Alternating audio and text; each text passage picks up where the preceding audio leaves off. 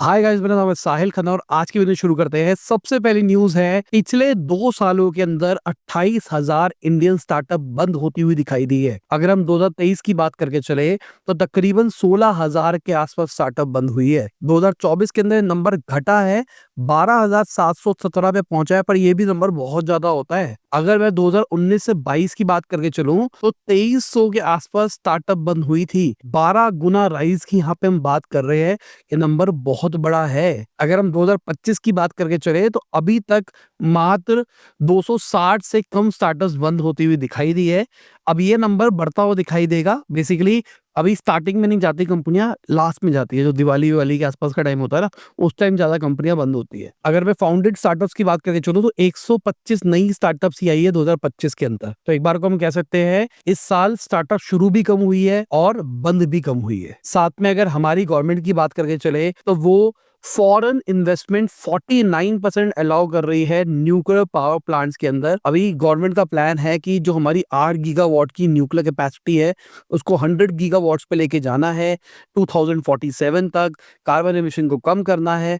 अब उसको ग्रो करने के लिए प्राइवेट इक्विटी आए और 49%, मतलब ये है कि कोई भी नहीं आ सकता। पहले गवर्नमेंट अप्रूवल आएगा, उसके बाद में ही फॉरेन अप्रूवल आएगा, उसके बाद में बनता हुआ दिखाई देगा। अगर इंडियन कंपनीज की बात करके चले तो रिलायंस, टाटा पावर, अडानी ग्रुप, वेदांता, सबके सब इंटरेस्ट दिखा रहे हैं। कहा जा रहा है 26 बिलियन डॉलर तक इन्वेस्ट भी कर सकते हैं। बाकी हमारी गवर्नमेंट 15,000 और जीपीयू लेने का प्लान कर रही है। अगर आप कोई एआई स्टार्टअप रन कर रहे हैं और आपको जीपीयू की जरूरत है तो गवर्नमेंट बहुत ही सस्ते के अंदर जीपीयू देती है भाई। 67 रुपीज पर आवर पे आपको जीपीयू मिल जाता है। गवर्नमेंट का प्लान ये है कि अपना खुद का फाउंडेशनल मॉडल बनाया जाए, मतलब इंडिया का बनाया जाए। अगर कोई क्रिएट करना चाहता है तो उसके लिए प्रपोजल डाले जा सकते हैं। 30 अप्रैल आखिरी डेट है। अगर आप उस कैटेगरी में आते हो, सिंपल सी बात, बहुत फंड लगेगा इसके अंदर, अगर आप इंटरेस्टेड हो तो आप भी अप्लाई कर सकते हो। अभी गवर्नमेंट के पास में 14,000 जीपीयूज है, 15,000 और आ जाएंगे, मतलब 29,000 जीपीयूज हो जाएंगे, जो कि अच्छी चीज है। साथ में अगर मैं एयरटेल की बात करके चलूं तो उन्होंने गवर्नमेंट को बोला है कि भाई जो हमारे ड्यूज है उसको इक्विटी में कन्वर्ट कर दो। सिंपल सी बात, कहानी क्या है, 2021 के अंदर गवर्नमेंट ने एक रिफॉर्म निकाला था कि भाई आप अपने ड्यूज को डिफर्ड कर सकते हो और उसको इक्विटी में कन्वर्ट कर सकते हो। वोडाफोन आइडिया को तो देखा ही हमने कि गवर्नमेंट ने उनकी ऑलमोस्ट 49% कंपनी ले ली है। तो एयरटेल वाले भी कह रहे हैं भाई हमारी भी कुछ इक्विटी ले लो। कहानी ये है कि भाई उनको फंड की जरूरत है 5G के एक्सपेंशन के लिए, इसलिए वो ऐसे प्रपोजल निकाल रही है। एयरटेल ने पिछले कुछ टाइम के अंदर अपनी बहुत सारी लाइबिलिटीज कम करी है, चाहे हम शॉर्ट टर्म की बात करके चले, चाहे लॉन्ग टर्म की बात करके चले। बाकी रैपिडो की बात करके चले तो वो नॉन एसी कैब्स का पायलट कर रहे हैं लो फेयर्स के साथ में, मतलब कम पैसों के अंदर गाड़ी के अंदर घूमो बट आपको एसी की सुविधा नहीं मिलेगी, जो कि बढ़िया चीज है कई लोगों के लिए। हैदराबाद के अंदर इसको स्टार्टिंग में पायलट किया जा रहा है।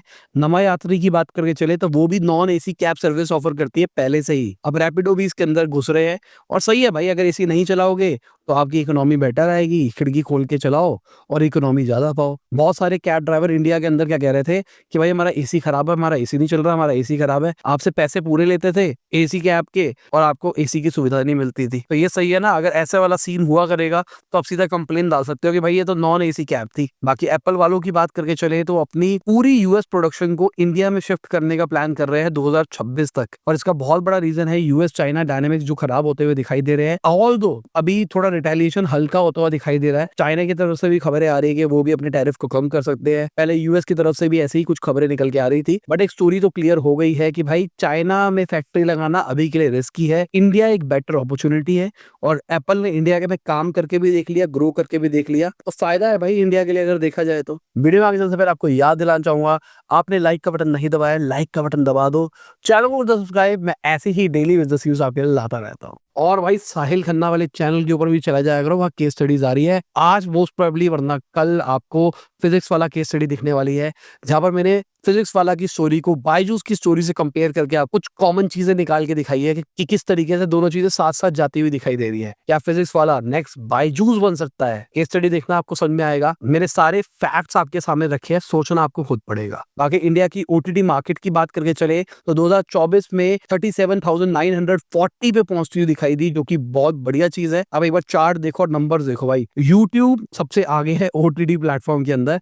यहाँ पे हम सब्सक्रिप्शन और एड रेवेन्यू दोनों को टोटल मिला के बात कर रहे हैं। उसके बाद जियो सिनेमा आता है, उसके बाद में डिज्नी हॉटस्टार आता है, उसके बाद में नेटफ्लिक्स आता है। यहाँ पे परसेंटेज एक बार देखो भाई, यूट्यूब कितना ऊपर है, जियो सिनेमा कितना ऊपर है, तो उसके बाद हॉटस्टार नेटफ्लिक्स ऑलमोस्ट साथ साथ आ रहे हैं।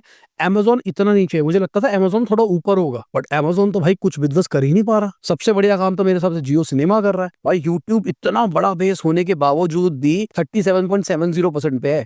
जियो सिनेमा देखो अब क्लोज पहुंचता हुआ दिखाई दे रहा है, और मुझे लगता है भी जियो और डिज्नी का जो मर्जर हुआ है, क्या पता है यूट्यूब से आगे निकल जाए बहुत जल्दी। और ये एक और प्रूफ है कि इंडिया के अंदर भाई एड वाला सिस्टम ज्यादा चलता है सब्सक्रिप्शन के कंपैरिजन में। बेसिकली जो ओटीटी प्लेटफॉर्म्स है उनको कमाने के लिए दो मॉडल होते हैं। एक होता है ad based video on demand, मतलब आप वीडियो देखो, आपको बीच में एड देखने को मिलेगी, जो जियो सिनेमा ने मास्टर किया, जो यूट्यूब भी एक तरह से करता है। आप इन वीडियोस के अंदर ऐड देख रहे हो, बट यहाँ पर एक लेयर आ गई है कि भाई आप सब्सक्रिप्शन भी ले सकते हो, आपको ऐड नहीं देखने को मिलेगी। यही सेम प्लान हॉटस्टार में भी किया, जो उनको समझ में आया। और ग्लोबली बात करके चले तो नेटफ्लिक्स को भी ये बात समझ में आ गई है, और नेटफ्लिक्स इंप्रूव होता हुआ दिखाई दे रहा है, नंबर्स बढ़ते हुए दिखाई दे रहे हैं, क्योंकि उनको भी ad based video on demand पे आना पड़ा। इंडिया के अंदर सब्सक्रिप्शन ओनली बिजनेस उतना खतरनाक नहीं बन सकता। आप यहाँ पे देखो ना, सब्सक्रिप्शन ओनली के अंदर है कहाँ, जियो सोनी लिव कहाँ बैठे हैं, एप्पल तो यहाँ पे लिस्ट में दिखाई नहीं दे रहा है। बाकी बोल्ट ऑडियो की बात करके चले तो उनका रेवेन्यू 40% बढ़ता हुआ दिखाई दिया, 2.5 करोड़ पे उनका प्रॉफिट पहुंचा फाइनेंशियल ईयर 24 के अंदर। और भाई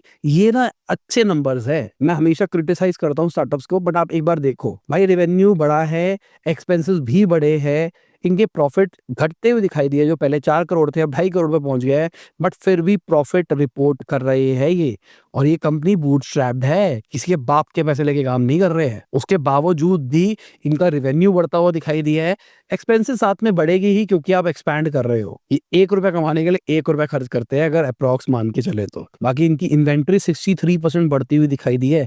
इसका मतलब उनको लग रहा है जो उनके नए लॉन्चेस आने वाले हैं, कुछ आने वाला है, इसकी वजह से भाई डिमांड ज्यादा आएगी। अभी के टाइम पे जो को फाउंडर्स है कंपनी के, उनके पास ऑलमोस्ट 50% है कंपनी के। अगर हम डायरेक्टर की बात करके चले, विनोद गुप्ता जी की 23.76% है, डिजाइन हेड के पास में 25.74% है। इन कंपैरिजन अगर हम बोट की बात करके चले तो बोट ने 80 करोड़ का लॉस रिपोर्ट किया 3118 करोड़ का रेवेन्यू जनरेट करने के लिए। अगर नॉइस की बात करके चले तो उन्होंने भी 19 करोड़ का लॉस रिपोर्ट किया 1431 करोड़ का रेवेन्यू जनरेट करने के लिए। रिसेंटली नॉइस को बोस से फंडिंग भी मिली है। बाकी पॉलिसी बाजार की बात करके चले तो 1461 करोड़ रुपीस इन्वेस्ट कर रहे हैं अपने नए हेल्थ केयर बिजनेस के अंदर। बहुत टाइम से बातें आ रही थी। इनका कहना है कि पीबी फिनटेक लिमिटेड ने अभी तक 539.4 करोड़ रुपीस ऑलरेडी इन्वेस्ट कर दिए हैं। बचा हुआ जो पैसा आने वाला है वो एक्सटर्नल इन्वेस्टर से आएगा, उसी की तलाश चल रही है। पीबी फिनटेक के अगर हम स्टेक्स की बात करके चले तो वो 100% से घट के 32.14% के ऊपर पहुंच गए हैं। रीजन क्या है? एक्सटर्नल फंडिंग, मतलब इक्विटी डिल्यूट करी गई है। बाकी अगर हम यूएस की बात करके चले तो वहां पर घर की जो सेल है वो 5.9% घटती हुई दिखाई दी है। ये हाईएस्ट है 2022 से अगर हम कंपेयर करके चले तो। आप चार्ट के अंदर देखो किस तरीके से डिमांड हमको घटती हुई दिखाई दे रही है। 2020, 21, 22 के अंदर तो भाई देखो कहाँ भाग रहे चार्ट, और अब देखो कहाँ पे पहुंच गए हैं। रीजन क्या है? लोग घर नहीं बेच रहे हैं। पिछले कुछ टाइम में जो घर के प्राइसेस है वो कॉन्स्टेंटली बढ़ते हुए दिखाई दिए। ऑल्दो अभी जो बढ़ रहा था वो थोड़ा सा रुकता हुआ दिखाई दिया है, बट फिर भी रेट कुछ ज्यादा हाई थे, इसलिए शायद अभी लोग कॉशियस हो रहे हैं। अगर मॉर्गेज रेट की बात करके चले तो वो 6.81% है 30 ईयर के। अगर फिक्स लोन की बात करके चले तो इसके चक्कर में जो फर्स्ट टाइम बायर्स है ना वो थोड़ा सा अभी वेट कर रहे हैं। बाकी अगर हम एडम न्यूमैन की बात करके चले, उन्होंने नई स्टार्टअप जो शुरू करी है, $100 मिलियन रेस कर लिया भाई। वैल्यूएशन 2 गुना होती हुई दिखाई दी है। कंपनी का नाम है फ्लो। ये वही बंदे हैं जो वीवर्क के सीईओ थे, इनको इनकी कंपनी से निकाल दिया गया था, और अपने आप में ये बहुत बढ़िया केस स्टडी बन सकती है। 2022 के अंदर फ्लो ने $350 मिलियन रेस करे थे $1 बिलियन की वैल्यूएशन के ऊपर, और अभी $100 मिलियन रेस कर रहे हैं। वीवर्क एक जमाने में $47 बिलियन का हुआ करता था, उसके बाद बैंकरप्सी की हालात तक पहुंच गया भाई। बाकी अगर हम गूगल की बात करके चले तो $90.23 बिलियन का रेवेन्यू रिपोर्ट किया है Q1 के अंदर। बहुत बड़ा नंबर है। जो एक्सपेक्टेशन थी उसको बीट कर दिया है, जितनी उम्मीद थी उससे बेटर परफॉर्म किया है। ईपीएस टर्म्स में बात करके चले तो वो भी एक्सपेक्टेशन से बेटर दिखाई दी है। जो इनकी नेट इनकम है वो 46% बढ़ती हुई दिखाई दी है। गूगल क्लाउड के मार्जिन की बात करके चले तो वो भी इंप्रूव होते हुए दिखाई दिए, जो पहले 9.4% पे थे, अब वो 17.8% पे जाते हुए दिखाई दिए। जो इनका सर्च सेगमेंट है वो भी 9.8% से बढ़ता हुआ दिखाई दिया। मतलब लोग ज्यादा सर्च मार रहे हैं। एआई आने के बाद में लोगों को सर्च मारना बेटर हो गया है। मैं ईमानदारी से बताऊं, मैं अभी गूगल पे सर्च नहीं मार रहा हूँ, कभी कभार मारता हूँ, और मेरे लिए अब सर्च मेथड भी चैट जीपीटी हो गया है। बाकी यूट्यूब एड रेवेन्यू की बात करके चले तो 10% बढ़ता हुआ दिखाई दिया है। क्वार्टर 1 के अंदर $8.93 बिलियन के ऊपर पहुंच गया। एनालिस्ट ने जितना प्रेडिक्ट किया था उससे नीचे नंबर ये दिखाई दे रहे हैं। अगर हम सुंदर पिचाई की बात करके चले तो उनका ऐसा कहना है, ये जो एआई सर्च ओवरव्यूज आया है ना, इसकी वजह से 1.5 बिलियन मंथली यूजर्स बढ़ते हुए दिखाई दिए। आप एक बार ये चार्ट देखो, पॉज करके भी देख सकते हो, आपको समझ में आ जाएगा कंपनी ने किस तरीके से कहां से पैसा ज्यादा कमाया है। कंपनी का पूरा बिजनेस समझ में आ रहा है कि भाई कहाँ खर्चे आते हैं, कहां से ये कितना कितना रेवेन्यू जनरेट करते हैं। बाकी अगर हम नॉर्वे वेल्थ फंड की बात करके चले, उन्होंने क्वार्टर 1 के अंदर $40 बिलियन का लॉस रिपोर्ट किया। $40 बिलियन। जिनको नहीं पता भाई, ये दुनिया का सबसे बड़ा फंड है। $1.7 ट्रिलियन का फंड है, मतलब गवर्नमेंट का फंड है और सबसे पावरफुल फंड है। अगर ये चाहे तो कुछ भी कंपनीज को बढ़ा सकता है, घटा सकता है। और जो सोवरेन वेल्थ फंड होते हैं उसका मतलब ये होता है गवर्नमेंट के खुद के फंड्स। जैसे हमारी गवर्नमेंट है, उसने अपना पैसा इकट्ठा करती है, क्योंकि ऑल्दो हमारे पास सरप्लस नहीं होता, पर मान के चलो गवर्नमेंट ने कहा जितना एक्स्ट्रा पैसा बचता है उस पैसे को हम स्टार्टअप इन्वेस्टमेंट, चाहे वो इंडिया की हो चाहे बाहर की हो, उनमें लगाएगी और अपने पैसों को मल्टीप्लाई करेगी। सोचो अर्ली टाइम्स में अगर जोमेटो के अंदर इंडियन गवर्नमेंट ने लगाया होता तो उनका पैसा कितना बढ़ चुका होता। अगली खबर जापान से आ रही है, जहां पर हैकर्स ने $710 मिलियन चोरी करे हैं। बेसिकली ब्रोकरेज अकाउंट को हैक किया गया और वहां से सारे के सारे कांड करे गए हैं। कहा जा रहा है जो विक्टिम्स थे उनके अकाउंट को इन्फ्लेट किया गया लो वॉल्यूम डोमेस्टिक और इंटरनेशनल स्टॉक ट्रेड से, जिसकी वजह से फ्रॉडस्टर थे उन्होंने पैसा कमा लिया। जो जापान की गवर्नमेंट है उन्होंने ब्रोकर को बोला है भाई गुड फेथ के अंदर ये पैसा क्लाइंट्स को वापसी कर दो। गुड फेथ का मतलब क्या है, अगर किसी को मान लो 1 लाख का नुकसान हुआ है तो भाई गुड फेथ, कोई गलती नहीं थी आपकी, ये लो 1 लाख रुपए मेरी तरफ से। पता नहीं भाई बाहर हो सकता है, पर इंडिया के अंदर ऐसा होता नहीं है। जापान में शायद एक बार को दे भी दे। बाकी इंडियन मार्केट्स की बात करके चले तो फिर से प्रॉफिट बुकिंग दिखाई दी है, हमको मार्केट नेगेटिव दिखाई दी है। चाहे हम स्मॉल कैप की बात करके चले या मीडियम कैप की बात करके चले, सब हमको अच्छे लेवल पे घटता हुआ दिखाई दिया है। बाकी इसी के साथ में आज की बिजनेस न्यूज खत्म होती है। उम्मीद करता हूं आपको मजा आया होगा। लाइक कर देना, शेयर कर देना, कमेंट बताना वीडियो कैसी लगी। बाय, गुड नाइट, खुदा हाफिज, गुड मॉर्निंग, आफ्टरनून, जब भी वीडियो देख रहे हैं। जय हिंद, वंदे मातरम, दुआ में याद रखना।